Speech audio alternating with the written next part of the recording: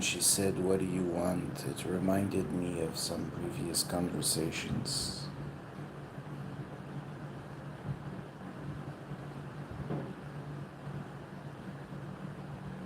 Let me put on my director hat, my movie director hat, documentary director perhaps. I feel like this is a front line. Something like a front line.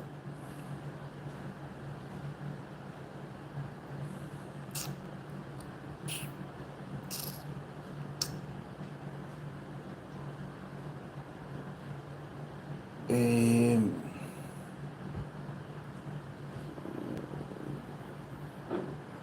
what do I want to do to you?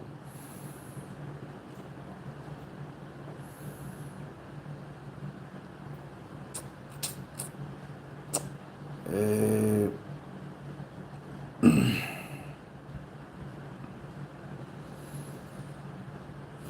I want to make an example out of you.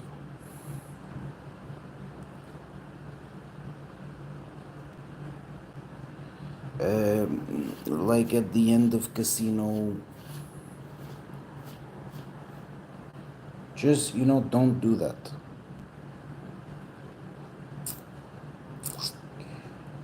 If I look at the bigger picture,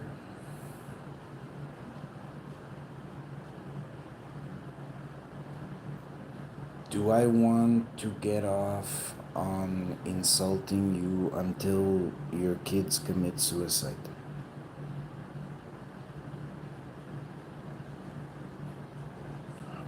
Or do I just want a spectacular write off of you in my front line? Just there's a spectacular, they're, they're gone. They went for a walk in the woods. We haven't heard from them. Don't worry. And then also maybe some graphic imagery, but this never happened.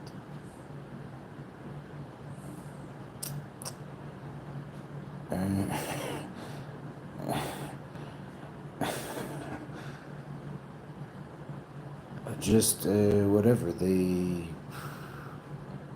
we speculate that this reenacted scene is approximately what happened to these people. But this is just speculation.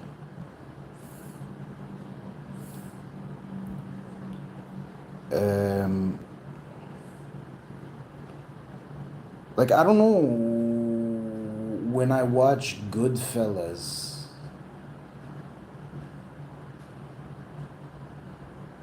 did I say to myself, when I grow up, I wanna be not one of the fucking crew and also in witness protection because I did a lot of dumb shit for not my fucking crew?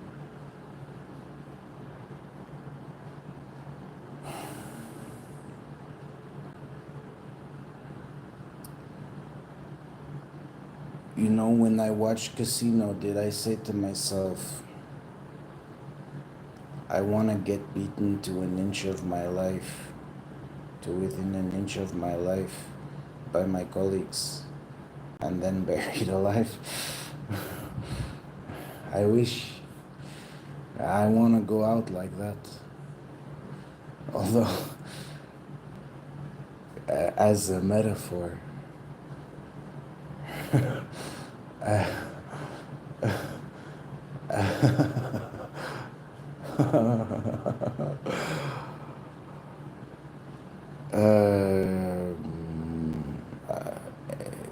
what you did to me was not fun, but it was not what happened to Nikki Santoro. That was brief, but spectacular. You understand? A lot of pain, really fast. The audience gets the message. Don't do that. Voila, you know. What do I want? In a broader sense, if there are alternative endings that get a better reception from test groups, like, would you, if we showed you, if we told you that this is what actually happened, would you feel okay about that? How about this? How about this execution? It was a little less rough, still pretty brutal. No, no. How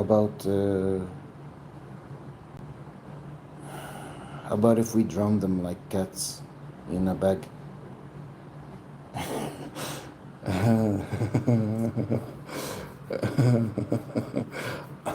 Too many cats. Sorry.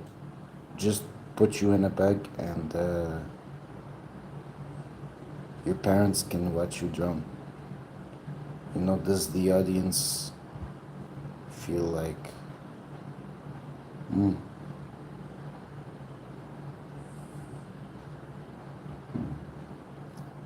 you know, don't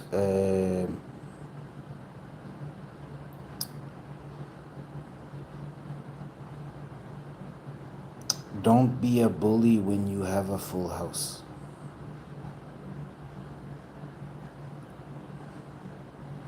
Unless you have a spiritual fucking awakening and you become a messiah in several religions, a prophet, a highly significant figure.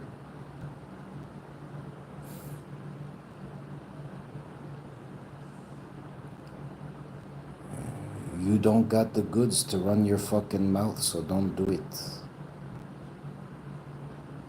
Run your mouth at me your whole fucking life and then flush my kids. Baker's dozen.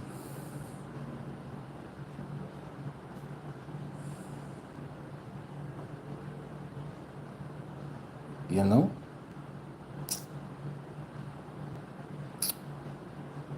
It's too much. It's too much. It's too much.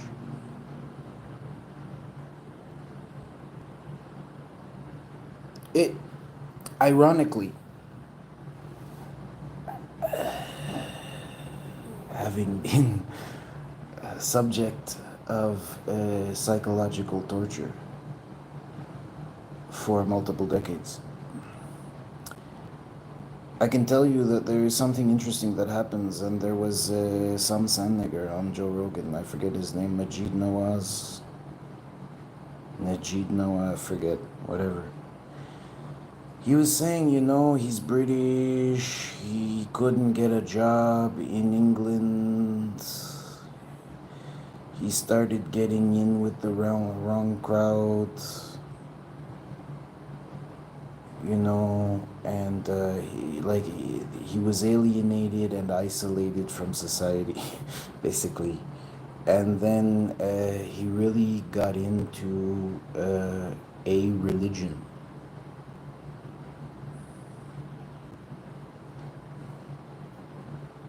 For some reason, he just turned inward and imploded.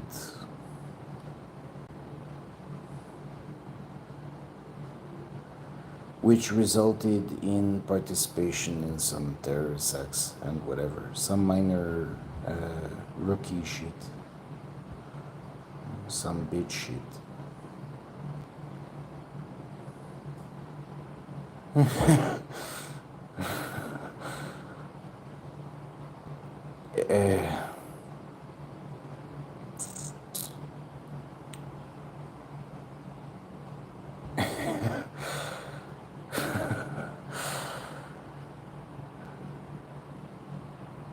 This the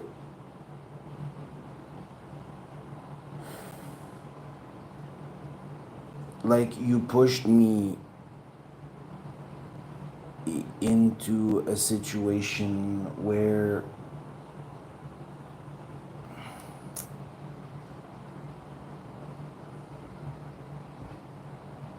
Like, I almost had to become a Buddha to survive. I had to be very patient.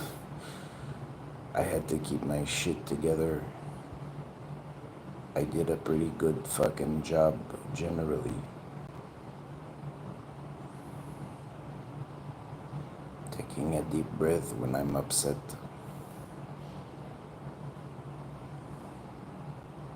Not perfect. Not perfect. It was a lot of stress. A lot. A lot. A lot. A lot. A lot.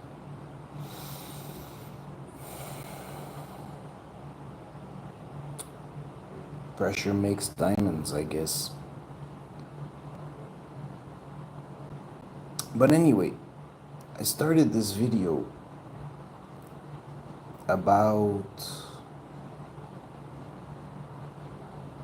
I guess I was thinking about, like, when I was watching the director's cut of Terminator 2. I think there might have been some commentary, maybe the making of, and there was an alternative ending, an alternate ending where, like, the nukes don't go off and John Connor is a senator and everything's okay. But then they put that ending in front of a focus group, and they found that the Dark Road just tested better.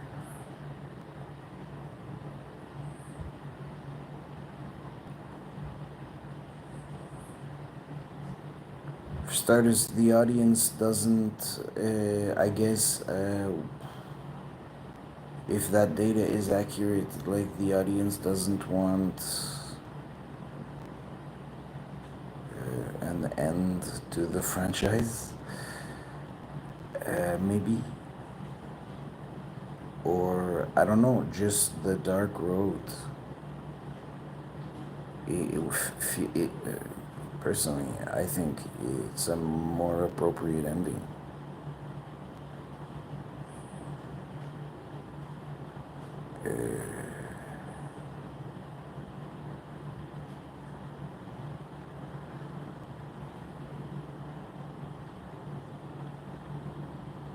I've made very vague statements that turned out to be true.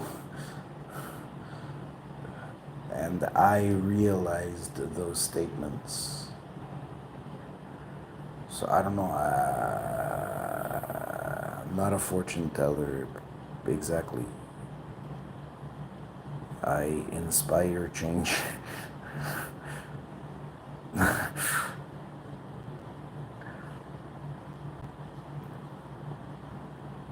But anyway, yeah, so,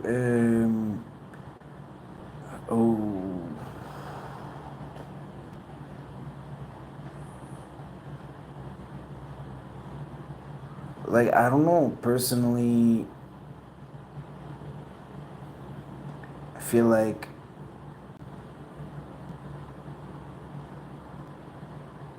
even recently there was an interview with the Premier of Alberta, Danielle Smith. There was a comment that she made in passing, and then, it was along the lines of, and then there's the law, and it gave me an idea.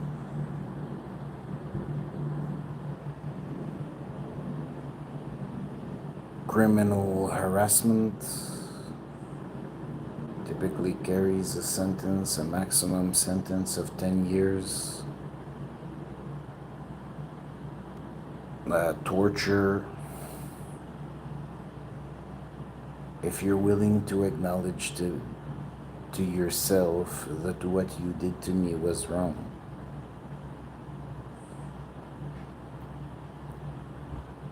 Like, if you try to put yourself in my shoes, how would you like going through that?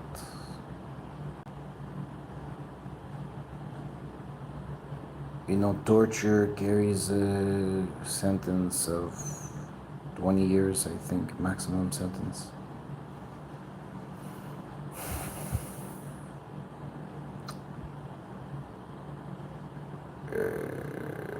I never kidnapped you. So there's kidnapping, sending what might have been fake cops to my door in body armor. I remember there was a sand nigger that looked like the doctor that did the surgery on my eye.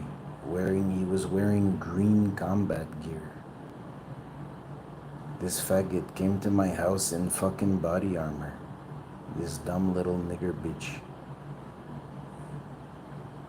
Anyway.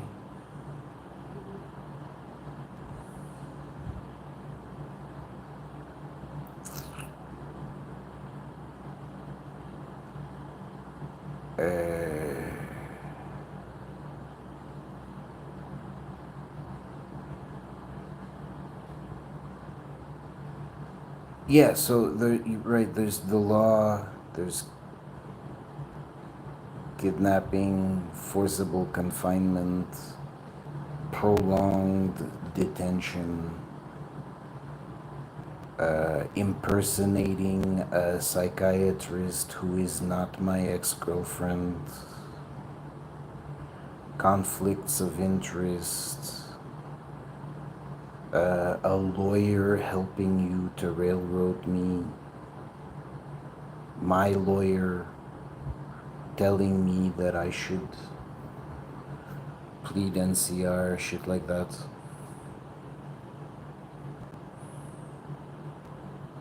You know, it's criminal. According to Canadian law, what you did to me, it's plainly fucking criminal, but I can't get a lawyer in Canada. What you did to me is, in Canada, what you did to me is totally fucking illegal. According to Canadian law. I don't have to impose the Universal Declaration of Human Rights as an international standard of morality upon you. I can read you the Canadian Charter of Rights and Freedoms.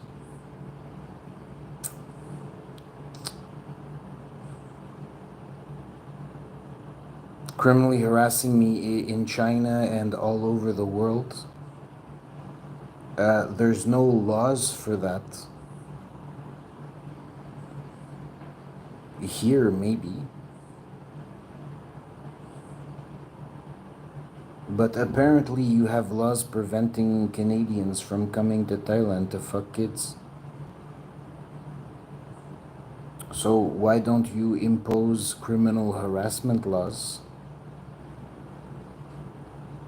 for my Canadian acquaintances and that are here right now?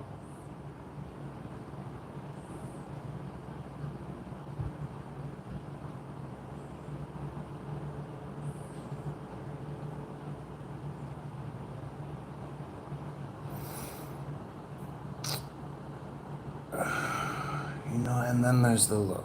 But I feel like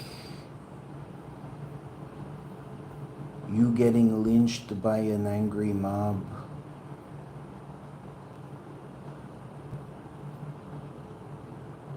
it's poetic as well. You know, it's like a broken clock is right twice a day. The rednecks won an argument. We're just gonna lynch these niggas.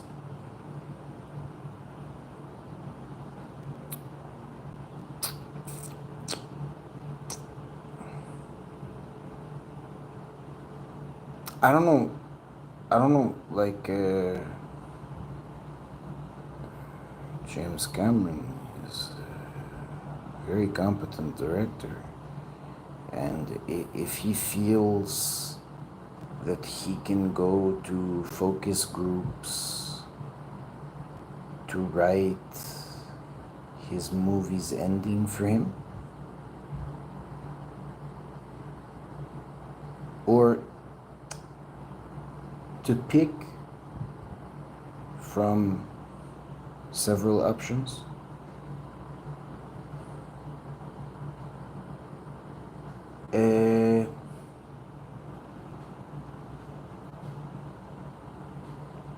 Uh, but I feel like a lynching, getting killed by the data that you scraped is another really beautiful ending. Uh,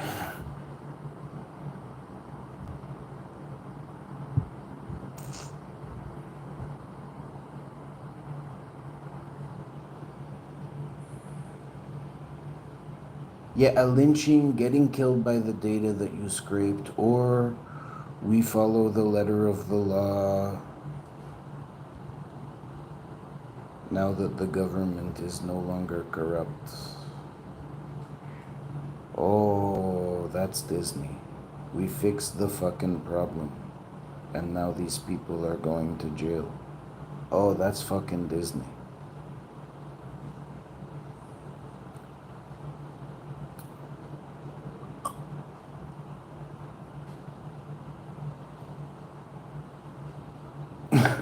Lots of options.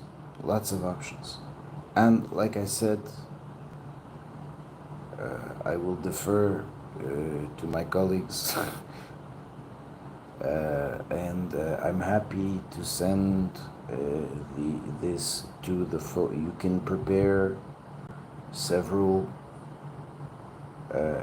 ending reenactments, and based on what the audience, your focus groups decide, that'll be like what actually happens. Why don't we do that?